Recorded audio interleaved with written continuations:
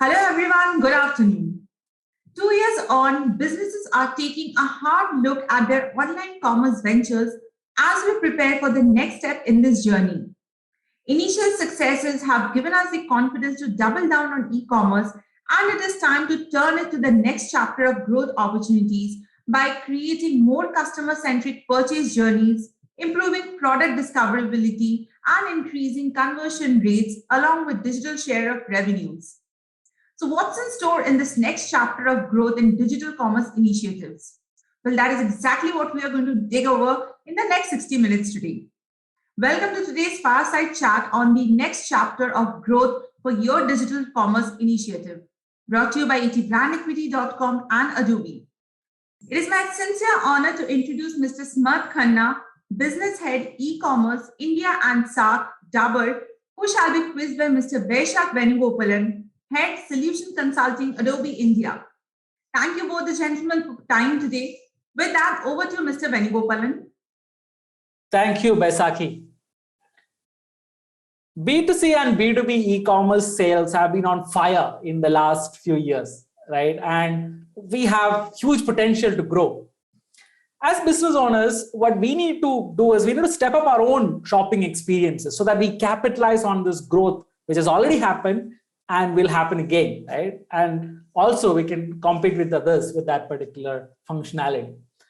As the e-commerce market is evolving, new opportunities will definitely evolve. For example, leveraging the data, content, AI, ML, which will help you deliver those delightful shopping experience every single time to your customers. We believe using Adobe Commerce, we can help you enable the next chapter of growth via the 5 pillars of personalizing, localizing, engaging your audience, rewarding them, and optimizing every interaction as much as possible. Now, to make this real, let's hear it from the practitioner himself. We have Smart Khanna today. Smart is the business head and e-commerce for India and SAARC of Dabur. Thank you, Smart, for joining us today. It's a pleasure to have you. Welcome to Experience Wednesday. Thanks. Thank you. Pleasure is all mine. Thank you for having me. Thank you. Let's get started. So, Smart, post-pandemic, how has the customer interaction with brands, has it changed? Has it evolved? What are the trends that you have seen in this case of Dabur? I think before we talk about the current situation as we speak, the so-called post-pandemic era, I think we should take a step back and look at how e-commerce and the overall consumer journey, was taking place in India in particular. I think pre-pandemic, e-commerce in particular was a channel wherein a lot of niche categories buying was happening. People were coming either for convenience or else for assortment range, the product which they'll not find in local vicinity. I think that was the larger role of e-commerce, and hence for larger CPG companies, leading CPG companies like us, the contribution of the total turnover was pretty low. It was even lesser than 1%, to give you reference figures. Mm-hmm. I think then COVID came. I think it was shock for all of us. And we saw a massive acceleration happening on the overall digital economy.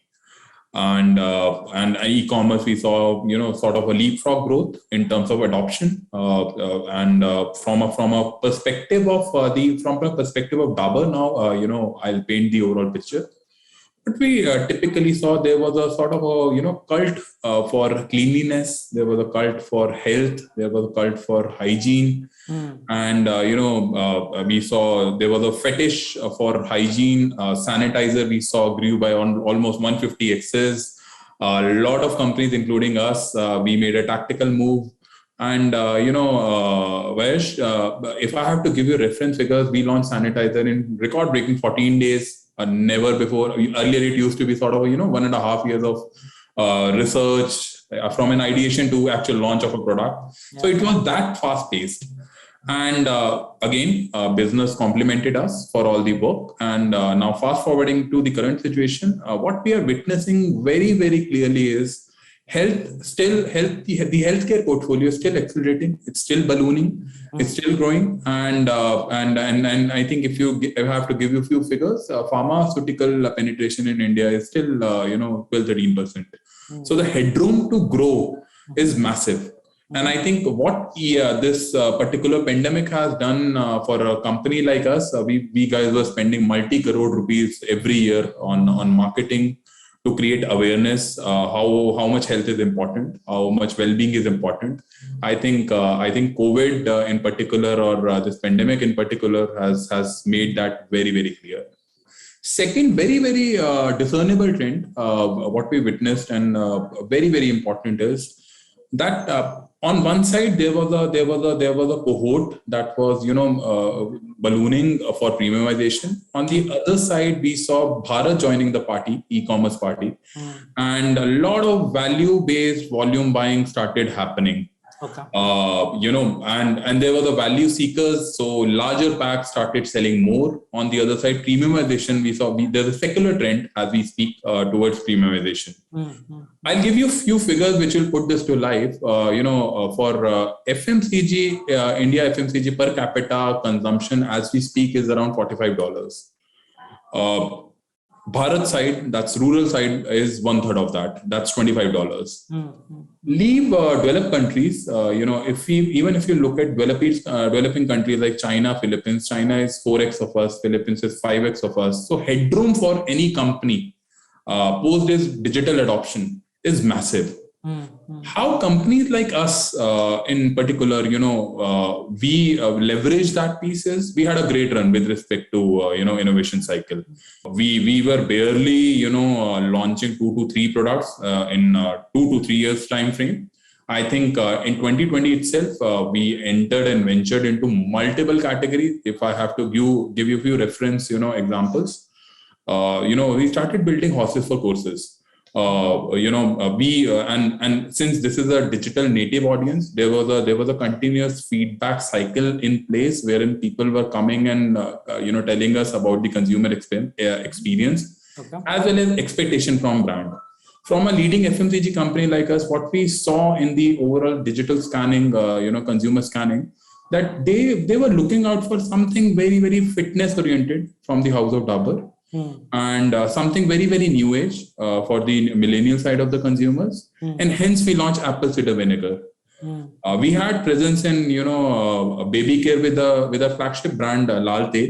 We extended the trend line and we entered into No Nasty's entire baby care range and so forth. I think it's working wonders for us in a nutshell. Awesome. That's thank you so much for sharing those insights, right? As you said, less than 1%, huge growth, but the most important thing is still such a lot of headroom left to actually grow. Yeah. And you mentioned Bharat joining the party, right? It's just the doors are wide open, and a brand new set of audience have just started to interact with us and taking our cues and discerning behaviors and stuff like that. Very, very interesting. Thank you for sharing. Now, that leads me to the next question. So you mentioned this, right? So those are wide open. A lot of new kind of customers are also coming and interacting, and probably they have the same expectation or different expectation from the brand. The journey has probably changed what we used to chalk out previously and stuff like that. So in your opinion, what impact this has had on an overall customer journey, let's say in terms of how do they find the product? Are they using search? Are they finding it via advertisements? How are they consuming the content? For example, I'm sure baby care you mentioned, there is a huge aspect of content in there because that's what we hear from our partners. And of course, transactions also, right? So how has this changed in your opinion? To give you a reference idea, there's a saying, and we, specifically follow that. There's a change in concept that earlier we used to see consumer loyalty. I think now it has transformed into brand loyalty. So how loyal you are to your consumers and how you're building their ecosystem, how you're entering into their repertoires, how they're, you're becoming part of their life cycle, and their daily routine. That's very, very important. From a perspective of discoverability, we saw paradigm shift happening in discoverability. And before I jump to that, what we typically saw that when we were building this concept from a discoverability, content consumption, how consumer landscape was changing, we saw that this entire concept is changing. And what really, with a company of our scale and size, when we see the concept is changing, you guys, you need to work on your capability. You need to work on your culture, which can complement that capability and concept. Yeah. So the old concept wherein which we guys are using, it runs out of gas. That's what we see. Typically, from a product discoverability perspective, we saw Amazon being the largest. It was the largest platform, and larger chunk of searches were happening on Amazon. And for the largest CPG brand, there's a research around that. So we started putting the money where the mouth is. We started investing on Amazon search, etc. Second piece is we very profoundly looked at vernacular content. And there's a team inside Dabur. That's a regional team. We call it as RISE, Regional Insight and Speed of Execution. We get a lot of local, news and feedback from that particular team. And what we do, we smartly put those concepts, put those products into reality. And I think with the advent of quick commerce, which is evolving in India, with the advent of social commerce, the number of transactions per user is going up. We all can debate that maybe it's not converting into higher sales value, but per user transactions are increasing, and hence you have to be on your toes. You have to delight consumers. You have to be present where they are looking and searching and scrolling products and so forth. And from a headroom perspective, how long this particular trend will prevail, I think the headroom is massive. E-com is just 22% of the total internet penetration in India, e-com penetration. So hence, the run from here on would be very, very encouraging. And that's what we are looking at. Yeah. I hope I have answered your question. Of course, yes, you have. And super interesting and insightful answers as well, right? And that's what we also advise on, saying that, hey, unless you have this agility to tackle the vernacular, because the audience are changing, there's demand on the sky high about vernacular content and the discoverability that you mentioned. Hey, you know what? I don't care, put the money where the mouth is, right? I need to have a multi-platform strategy for my commerce that's actually in there. And also the transaction, and whether to worry about the lowering average value or whether to actually focus on the customer and earn that trust, because you mentioned brand loyalty is which will stick in a longer term, right? So thank you for that. And this automatically, you mentioned this, you automatically guides us to the next area, which is the experience you are delivering to those particular customers. Right? You mentioned, yes, probably average transaction going, but I need to make sure that delight is something that I strive to achieve in every customer interaction that I do, right? How are you? And of course, customer is giving you all these insights. What do they want? What are they looking for? What do they don't want? What do they like, don't like, and in form of data, right? Yeah. How are you using this data, the signals, the breadcrumbs the customer is actually leaving you to create this tailored, one size fits one personalized experience for your customers? I think this is I think the most important piece, which as a company, you need to look at these data points and trends and dissecting those signals. So if you see with the new age consumers, particularly on the digital channel, they're very flirtatious by nature. Okay. The earlier the brand repertoires were 2 to 3 brands, I think, in a per category, and I think as we speak, it's around 7 to 10 brands. So you always have to look for opportunities to delight them. You always have to be on your toes to create innovation. You need to think about new product categories and something they've been thinking about, but they haven't got it yet. So unmet, unarticulated demand, which is there in your head. How are you matching that? That's very, very important. So as a company, we do a lot of listening. We do a lot of research. We do a lot of, insight, usage and analytical study, attitude studies. And what we typically do is, how we can segregate noise from the voice. Voice from the noise. The trick really is, if you ask me, is how you can differentiate the conflicting signals, how you can convert conversion from the noise. And I think what we typically call it as digital smoke signals.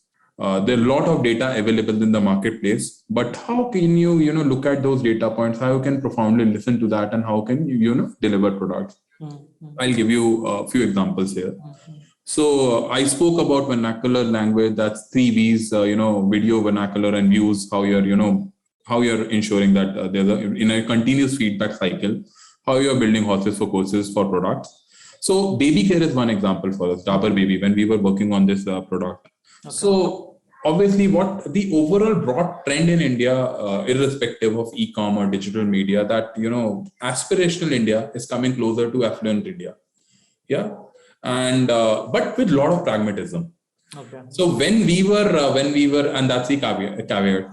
When we were, developing our products, what we typically saw about Dabur Baby range, they wanted, no paraben, no sulfate, no nasties.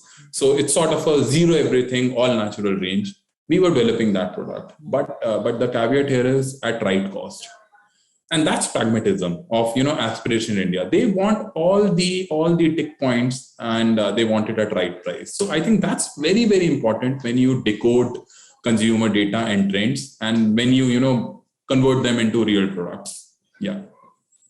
So well said, and we also, by the way, observed a very similar thing, which is the technology expectation Indian consumers typically have. Right? They have very, very high, higher than average technology expectation. But again, you mentioned about that pragmatism, which is like, at what price? What are you willing to pay for that particular thing? Right? Exactly. Definitely interesting. That puts the pressure on us to say that, okay, how can I get the maximum value and differentiate from my competition on how I make you feel? Because once I make you feel good, that's a better relationship and experience that will actually pay for itself in the long run, right? So thank you for sharing that. And of course, you said the race is only starting, right? 22%, the categories are actually increased, but of course, there is headroom to grow, and brands who differentiate themselves and understands this, and also focus on actionable insights rather than the noise and what is happening, graphs and charts, they will succeed. Thank you for sharing. And also one more point, very importantly, when you do all these researches, so the task for a marketer is very simple: either sell more or sell to more. Yeah, either you have to recruit more consumers.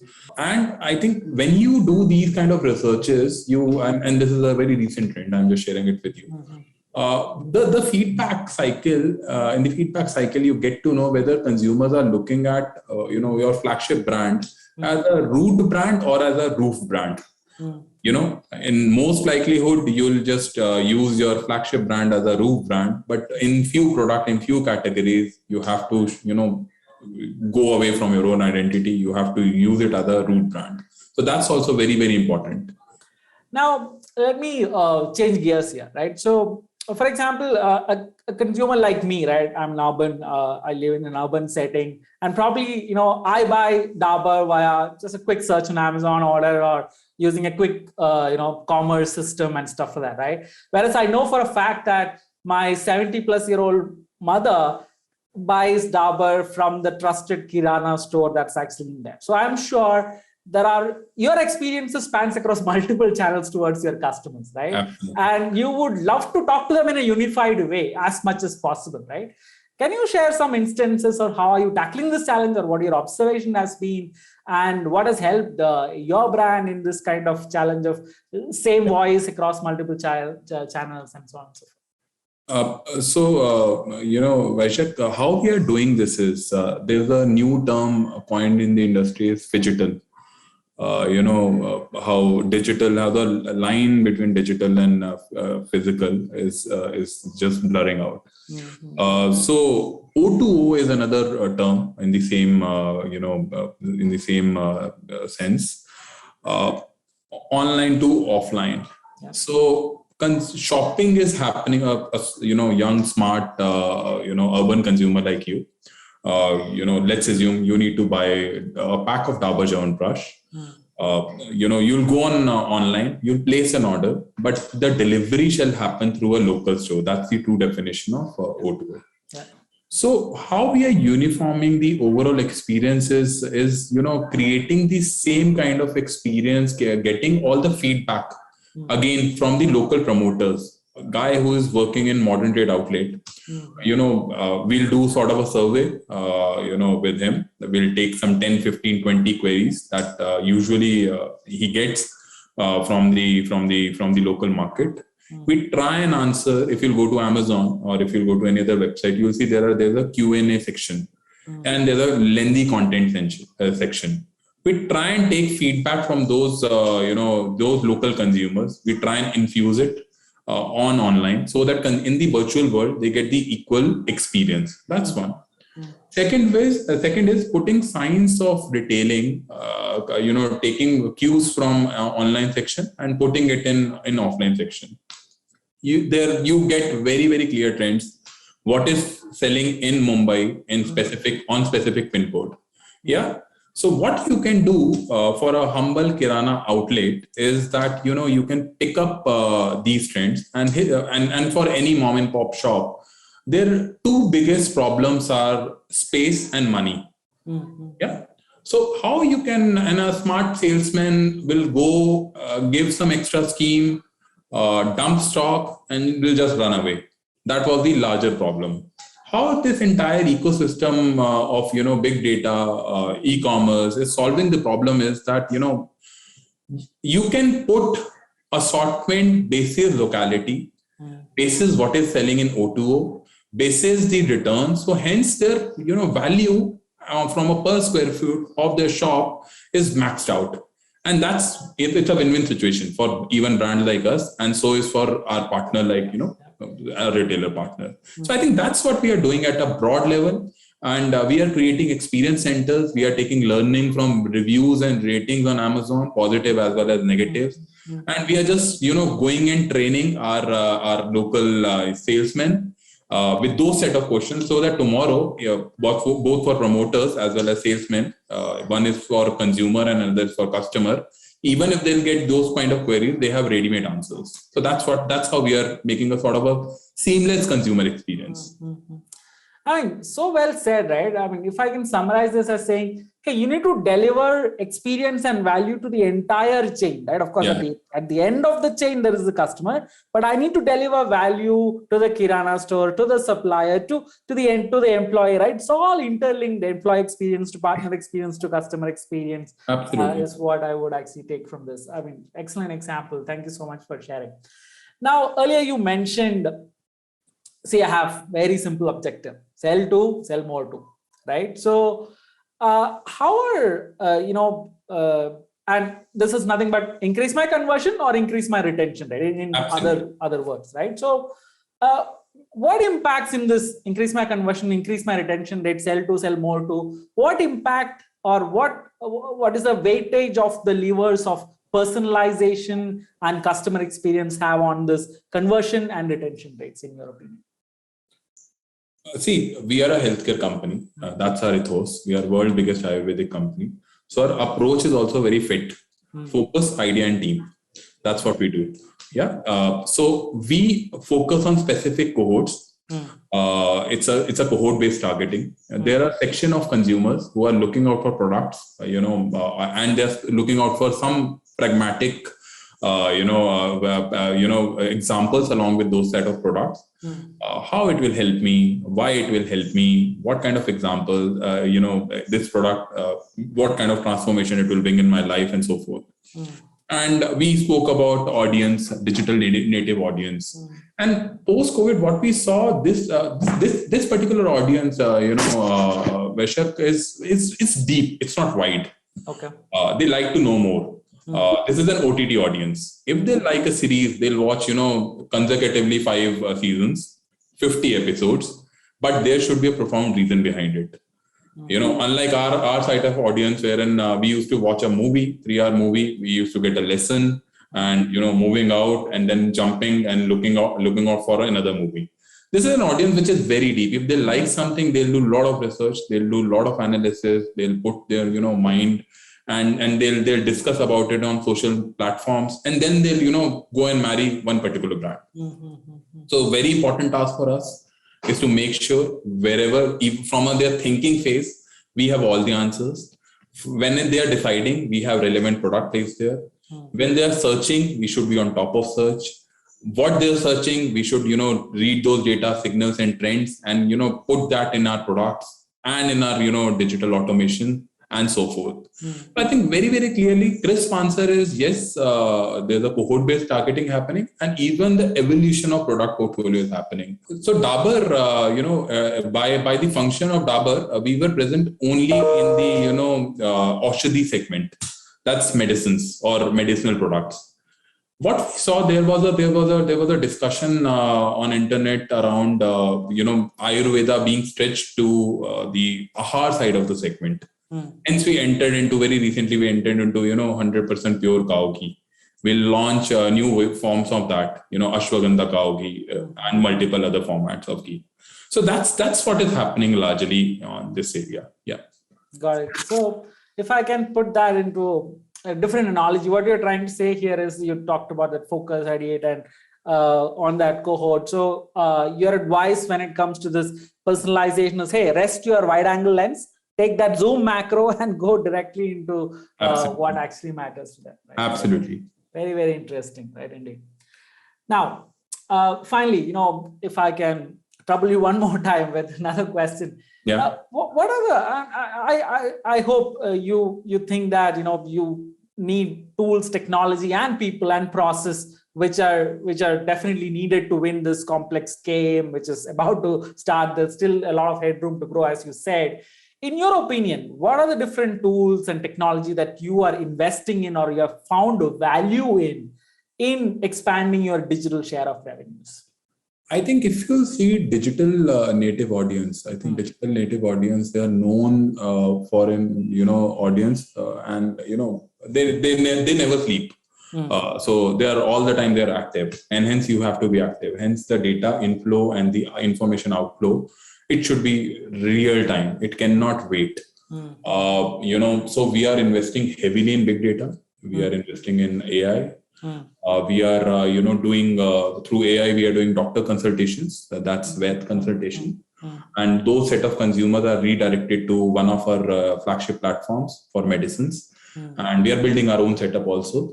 We are investing heavily in vernacular language, how smartly and how profoundly we can develop content for our specific TG. We are investing in programmatic buying. All the digital buying and digital, as we speak, is around 20% of the overall Dabur media spends. We are investing heavily there. And we are investing heavily in building a culture and a capability around listening. There's a listening cell in my team, and their full-time job is to ensure what kind of customer sentiment is there. So, typically in digital, you call it as ORM, online reputation management. Yeah. But in our kind of a trade, we have to see what is the ask in terms of products and how we can, ensure those asks can be, married and crafted and, and complemented with our existing product range. So that's where I think we are investing heavily. And it's paying huge dividends. We discussed about e-commerce numbers. We were less than 1%, like I discussed. We had a huge run, great run, and as we speak, it's more than 7-8% of the total turnover. So almost 10x plus jump in last 3 years, and I think our assumption is this jump will continue even going forward. That's so great to hear and instill such confidence to all our audience about that. And thank you for sharing that you are investing in data, you are investing in content in terms of vernacular, personalization aspects, and your own platforms to make sure that delightful commerce experiences are delivered to your prospects and customers every single time. What a great story. And what a confidence inspiring session with those particular numbers. We have exploded growth, but you know what, we're just getting started. We can actually explode just like that again. That instills a lot of confidence for everyone in this industry. Thank you so much, Smart, for sharing these valuable insights with us today. Really appreciate the same. Pleasure is all mine, Vaishak. Thank you so much. Thank you. Thoroughly enjoyed the conversation. Thank you so much. Back to you, Baisakhi. Yeah, thanks. Thank you, Mr. Khanna and Mr. Venugopalan. It was indeed an informative discussion that we had today. However, we are not done yet. For up next, we have Mr. Saurabh Sharma, Solution Consultant, Adobe Commerce, who will take a further deep dive into the subject with an intriguing presentation. So with that, over to you, Mr. Sharma. Let us uncover the next chapter of growth for your digital commerce business. Would you believe if I say that in a retail store, 99 out of 100 customers leave their cart abundant? It's not normal, right? Then why do businesses consider it a normal scenario in an online store? Various industry research says that the global average e-commerce conversion rate ranges from less than 1% to somewhere around 2.5%. And if we check it by the industry, it ranges from around 1.5% to 4%. However, the top 20 online retailers have conversion rate ranging from 10 to 30%. So let us understand how businesses like yours can grow their digital commerce initiative to the next level. But before we do that, let us take a look back. As COVID-19 came, people and businesses had no choice but to go online. And that meant any business that went online and put up a good catalog, offer better promotions than competitors, and increase ad spend to drive more traffic was able to taste the initial success. However, as we are getting back to normal, businesses need to look beyond the cookie cutter catalog-based approach and take a leap of growth in this journey. I'm going to take you through the key 5 levers of growth for your digital commerce business, which is to personalize, localize, engage, reward, and optimize. Let us deep dive on each of these. People buy experiences, not products. Across B2B and B2C shoppers, people value personalization and decide whom to do business based on this. And businesses need to leverage data through automated and intelligent suggestions and recommendations at every step of the customer journey, right from product search and discovery, delivering fast, intuitive search and catalog browsing experience that suggests what the customer is seeking and not what he is searching. Here on my screen, in this example, yoga could mean anything from yoga mat to yoga DVD.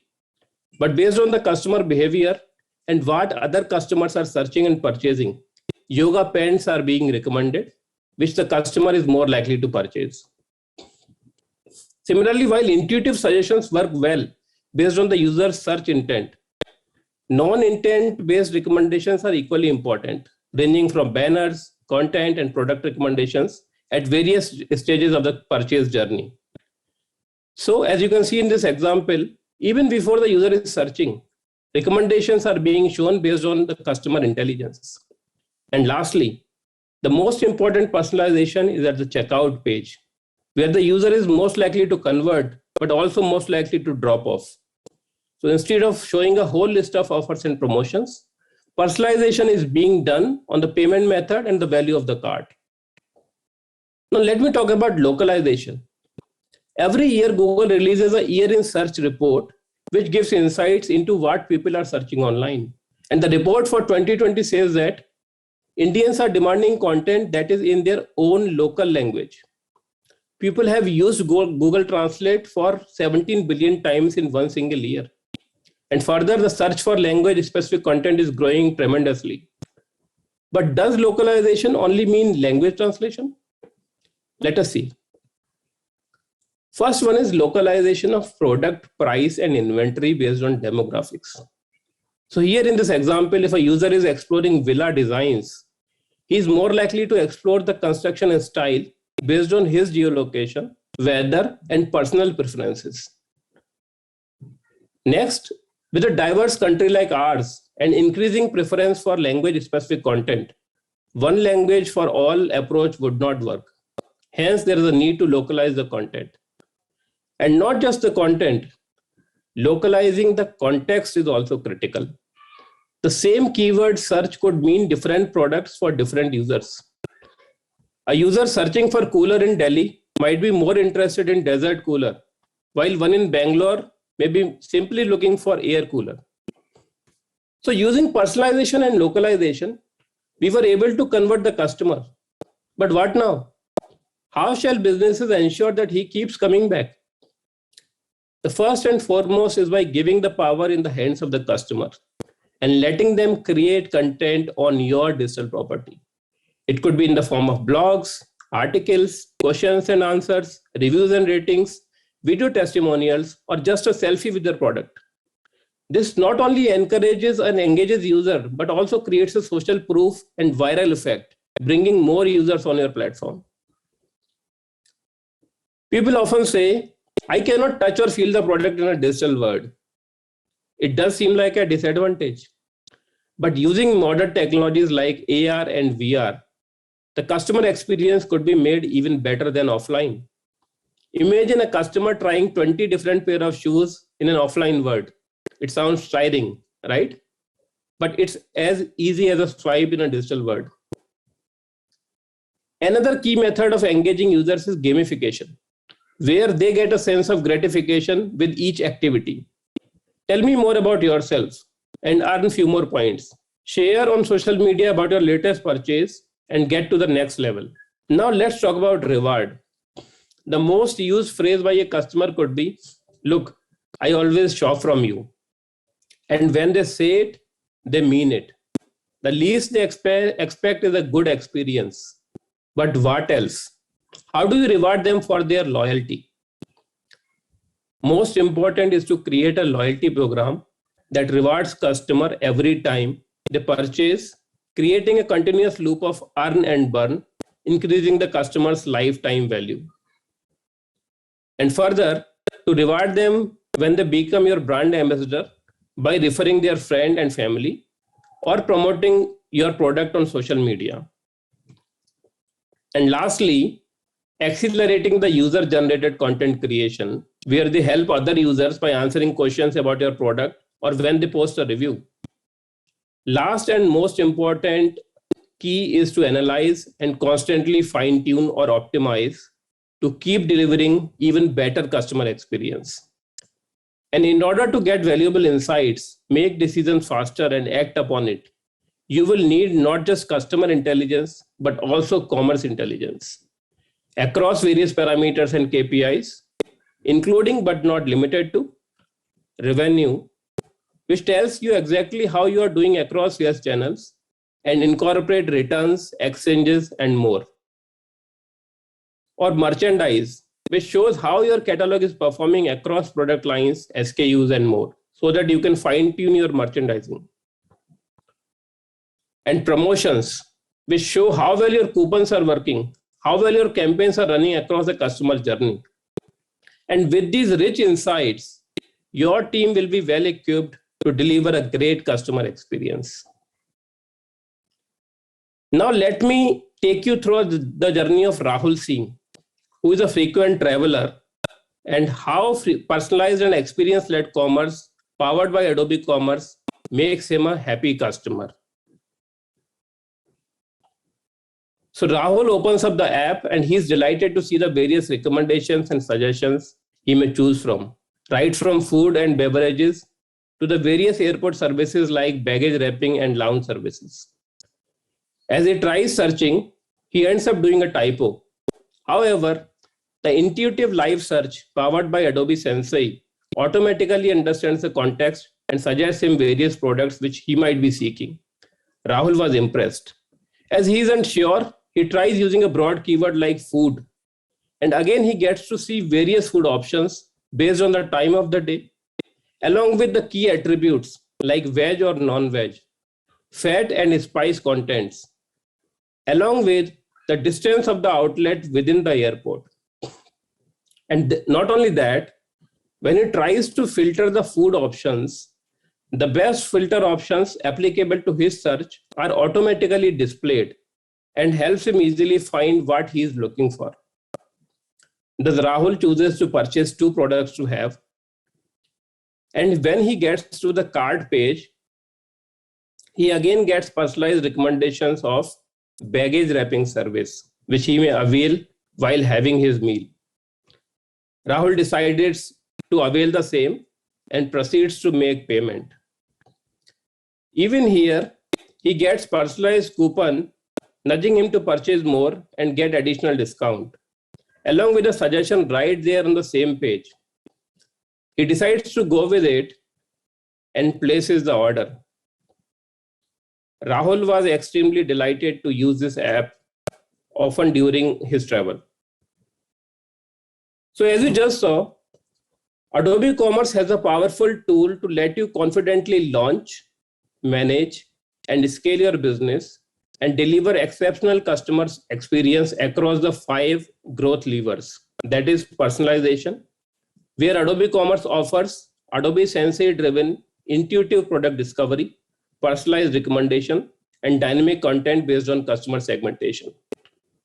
Localization, where Adobe Commerce has drag and drop rich content creation tool that supports not only localized experience, but it also has multi-store, multi-website hierarchy that enables businesses to create multi-local, multi-geo, multi-brand, and multi-country experiences all in one single platform. And the multi-source inventory that enables business to create and deliver localized catalog, price, and inventory. For driving engagement, Adobe Commerce supports creation of user-generated content ranging from reviews and ratings, blogs, articles, questions and answers, and much more. Not only that, it supports modern technologies like augmented reality and virtual reality for delivering next generation shopping experience to your buyers. And with the journey gamification, it takes user engagement to the next level. Adobe Commerce also comes with a robust reward and loyalty program, along with social integrations and customer segmentation to drive different membership levels. And finally, it not only offers reporting dashboard or advanced reporting, but a full-fledged business intelligence platform that allows you to bring all your third-party data, create visualizations, merge various reports, and gain valuable commerce intelligence and insights. All of this enabling multi-channel experiences for B2B, B2C, and hybrid commerce on a single platform. Our future-proof technology gives you a commerce platform that's endlessly flexible, extensible, and scalable, powered by Adobe Sensei. Now let me show you the results for the analysis done by Stacks, an independent research firm that analyzed actual results from our existing Adobe Commerce customers. And the results were excellent, with an increase in conversion rate as high as 16%. A 165% ROI in the first year itself, with an additional close to 30% mobile revenue. If you are looking to take the next leap of growth for your digital commerce business, we can help. Thank you. Thank you, Mr. Sharma. With this presentation, we come to the end of today's session today. We have indeed learned a lot from today's fireside chat and some major takeaways that we are going to take with us. I thank all the 3 gentlemen for giving us their time today. At the same time, I would like to sincerely thank you all for staying with us throughout the session today. I am Vaishakhi signing off for the day.